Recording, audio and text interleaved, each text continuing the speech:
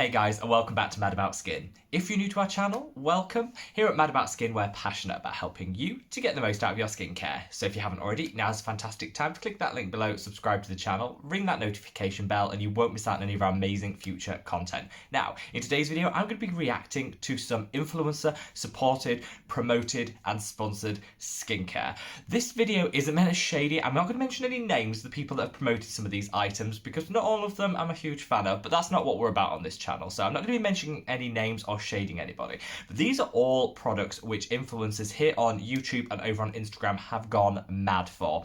Either the companies are promoting them really heavily through sponsorships, or they've just organically grown this huge fan base that people have gone wild for. I'm going to be sharing with you my thoughts and feelings on each of the items as we go along. But of course, I'd love to know what you think. Have you been, well, first of all, have you seen and heard loads of promotion about these items?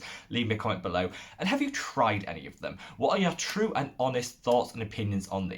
Now, I will caveat by saying everyone's skincare is individual and unique. So just because I don't like a product, it doesn't mean that it's an absolutely terrible product and that should be avoided. So that's why I love for you guys to share your thoughts and feelings, because you can really get a conversation going below. So without further ado, let's get straight into it and talk about some heavily promoted and influencer driven skincare. Number one has to be Zit Sticker. We're starting on a bit of a low here because I am not a huge fan of Zit Sticker. Now, I don't mind the acne pimple patches, the hydrocolloid dressings as they're more commonly known, that you use. They have their purpose, they have their place. So I use these, which are the Cosrx Acne Pimple Master Patches. I love these because they come in different sizes, so not all zits, not, one size fits all zits doesn't work here. Sometimes we have those real zinger, huge zits, and those just tiny pimples that we want to treat.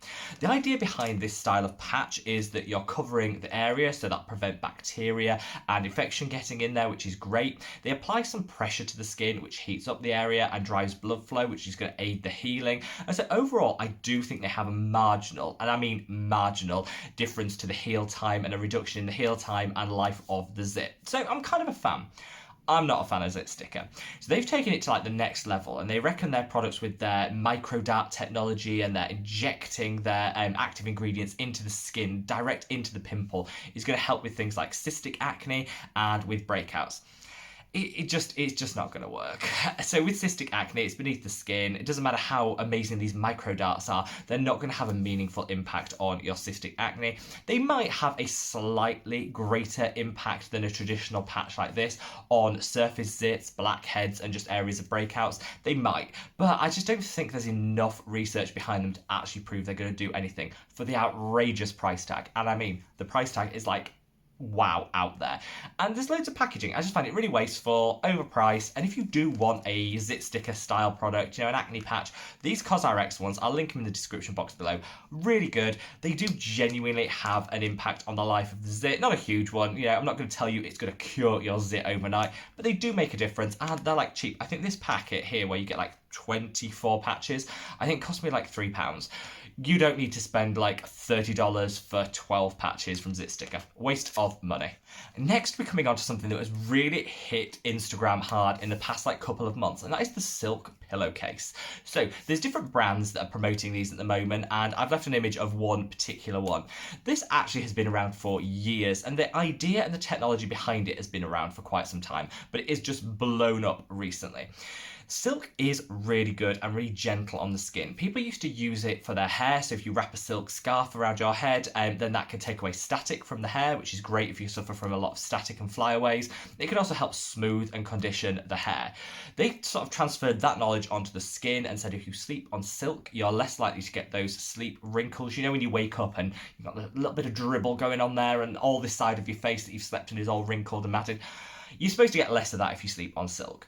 So I actually don't mind this one. Now, I've tried silk pillowcases in the past. I thought it was bougie. I thought it was luxury. I bought into the craze maybe 5 years ago, and I tried them.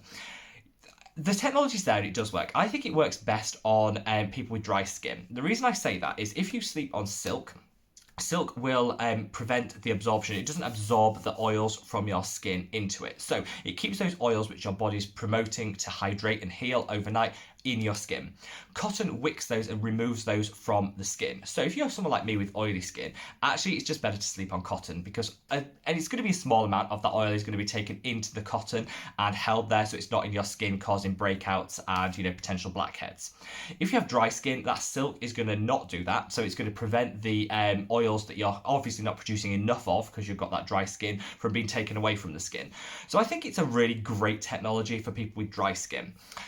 The reason I don't do it, and I just can't get my head around it, is it is so high maintenance. First of all, they cost a lot to these pillows. They're not super cheap. They cost quite a bit. And keeping up with them and maintaining them is impossible. So you need to have two, because obviously you need to have one on your bed and one going through the wash or being changed or ironed or whatever. So you need two, which is where the cost comes in. Also, washing them, you have to wash them. You don't want to use a harsh detergent because you're going to be sleeping on it and it's going to defeat the object if you're putting harsh chemicals into the product. Some of them are dry clean only, which is a huge no-no because dry cleaning chemicals are like the worst in the world. They're super toxic, they're super terrible, and they're just awful. Now, obviously, it's safe to wear on your body, but I just wouldn't want that close to my skin and my face overnight. So don't get the dry clean only ones.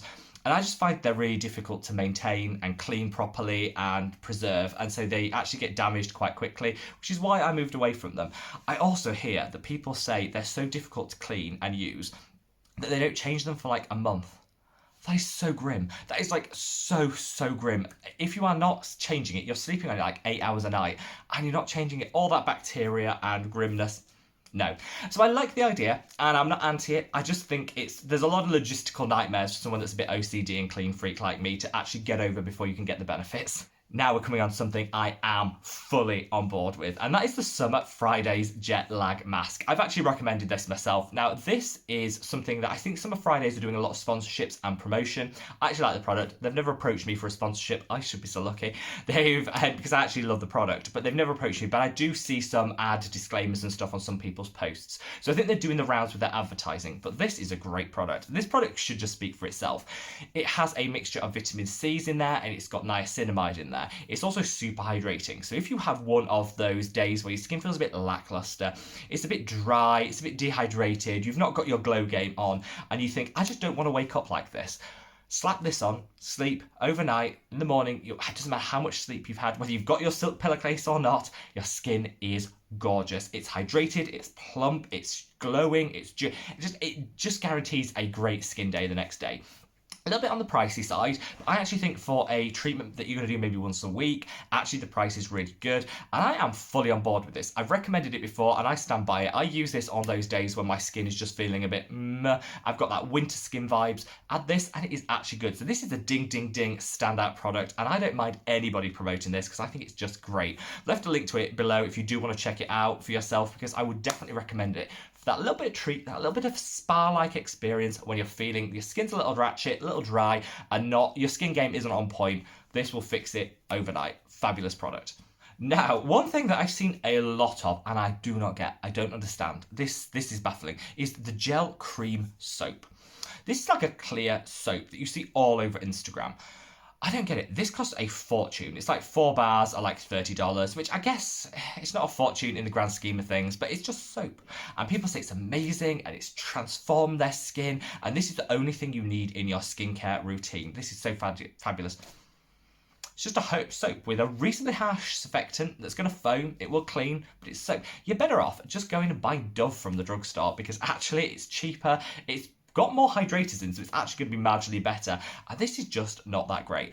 I'm not anti-soap as a cleanser. I think there's so many better ones out there, and I find it quite drying for most skin types. I did see Hiram did a video on the Dove Sensitive Soap Bar, which I'll leave a link to that below actually, because he was saying it's not actually as bad as people make out. And I agree. I think the ingredients in there aren't too bad. I don't think it's too shabby. It will hydrate a little bit, but I still think there's better cleansers out there. This gel cream number, I don't get it. I think it looks cool because it's clear and transparent and it looks quite bougie and great on your vanity. However, that won't last because by the time you've used it, it's got a bit scummy and you've got that, residual like foam on the top. It won't look great for long. I think if you want a clear or transparent soap, go get Pear's original soap, which actually does look quite cool and vintage and it's basically just the same thing. And you can get it for like, I think it's like £1.50 here in the UK in Superdrug. Just buy that. You do not need to spend your money on this. Not a great product. Now, coming on to another one, which I think is a little bit of a firm pass for me, but is also super expensive. Home LED treatments. So I see so many people promoting this, from dermatologists through to influencers, beauty gurus, the home LED technology. So LED light is really good at promoting certain things in the skin, so you can use certain frequencies to tackle acne, redness, you can calm irritation in the skin, you can brighten the skin, different light therapies. The science is out there, it's proven beyond doubt, it works. However, you see people having this treatment done in the dermatologist's office, they're wearing the goggles, they've got a proper fitted mask. That's because it's at such a greater and higher frequency and it's just going to work so much better than the at-home ones. Neutrogena do the main one that I see promoted. I just don't think you're going to get that same effect and potency from that product. There's no harm. It's not harming your skin. It might do. Leave me a comment below. Have you tried one of these devices and did you get any results? Pointed. It's also going to be a little bit like the foot spa. Do we remember the foot spa craze like maybe 10 years ago? Everyone got a foot spa for Christmas. Used it once and now it's in the loft. If you go up there, you'll have your Babyliss foot spa up in the loft somewhere. Nobody's using them and I think this is kind of going to be a bit like that. Now coming on to something which I have been desperate to get my hands on to try but just have not been able to because it's sold out. So the influencers and the marketing have done their job. It's sold out everywhere. This must be like the viral product of like the last couple of months, and that is the Dr. Jart Cicapair Tiger Grass Repair Serum. So this claims to be able to repair the barrier function of the skin, calm irritation, redness, peeling. It's just going to do everything good for your skin. I'd be desperate to try this and I think it sounds like a really, really good product. And then I read the ingredients and my interest in it kind of went down like that. I get sucked into advertising really easily. I see someone saying, oh, this is amazing. I'm like, right, I'm buying it. And then I look at the ingredients and think, oh no. And this was one of those products. I didn't actually buy it in the end, but to me, the ingredients don't really seem to live up to what it's claiming to be able to do. So there are some nice calming, soothing and hydrating ingredients in there. So from that perspective, ding, ding, ding, love it. But then there's some other quite problematic ingredients. I'm not someone that jumps on the anti-fragrance bandwagon and says you can't have fragrance in your life, you can't have essential oils in your life, they're just the devil.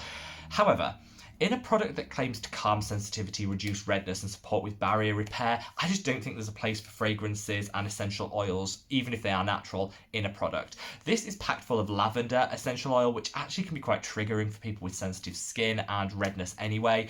They've got some citrus extracts and oils in there, which again are some of the most triggering and problematic of the essential oils. This to me is just a pass. Also got alcohol in there. Now, I don't think, again, alcohol is the worst because often it's in there just to make the formulation a little bit more pleasant to use. And if it's low down on the ingredients list, it shouldn't be a problem. However, again, including it in a formulation that's going to help to repair, hydrate and reduce sensitivity, I just think is a bit misguided and just doesn't work for me. So this, I just think is a pass. I wanted to love it because I'm looking for a cruelty-free alternative to the Cicaplast Balm by La Roche-Posay, which I love. This isn't it. The Cicaplast Balm is still way better than this product and so much cheaper. This just wasn't it for me. Now, coming on, I've got two more products that I'm going to mention. First of all is Scentives, and this is going to be a controversial one. So Scentives have created this mixing bar space in New York, I believe it is, where you can go in there and you can experience all their products and you can try them and mix your own concoctions and find the best scrub for you. Is there the best scrub for you? Probably not. I'm actually not that anti-Scentives as some other people are. The apricot scrub is a firm no. On the body, actually not a terrible product. And if you've got really dry elbows in these, it's actually quite a cheap and effective product to use. They've brought out some new ones that claim to be able to do things like anti-blemish and anti-redness. No, the ingredients just aren't in there. It's just basically the apricot scrub with a slightly different coloured label and maybe a bit of a mix-up in the scent in there. I don't think any of their products are that great. I love their moisturisers though. They do an oat moisturiser. They do some just really great hydrating moisturisers. So I was hoping that this heavily promoted Mix It bar would also be promoting their hydrators because I love a good moisturiser that's cruelty free and is affordable in drugstore. Scentives I want to love because they used to export into mainland China. They couldn't therefore be classed as cruelty free, and now they've gone back on that and said, actually, do you know what? We're putting our ethics before our profits, and we are going fully cruelty free, and we're not going to be selling into mainland China, so we can fully say our products are 100% not tested on animals. I was like, yes, yes, I love that, and I wanted to love them. It turns out this Mix It Bar is just promoting the old apricot scrub again, so I kind of lost interest in it. But I'm not shading St. Ives, and whilst I don't like the scrubs and I don't like the idea of this Mix It Bar that everyone's promoting, I do like their moisturisers, and I'll leave a link to a couple below, so do check them out because they are a cruelty-free drugstore alternative to some more expensive moisturisers. I actually really like them. Now, a lot of you are going to be saying, where's the CeraVe? Everybody seems to love CeraVe. It is like the #1 most promoted skincare brand. People are falling over themselves to fangirl about CeraVe. I spoke on this channel before about how I just don't think it's there. I don't think the formulations are great. I don't think the results are great. I don't like their stance on animal testing. I just don't think it's there. But I'm not going to include it in this video, even though it is the most heavily promoted of all the brands and products by influencers, because I kind of don't want to be a broken record. I'll just leave a link to a video I did up there. Check that out if you want to. We're talking about some new and innovative things that maybe you've thought about trying, and hopefully I've given you a little bit of perspective, unsponsored perspective, into how these things work.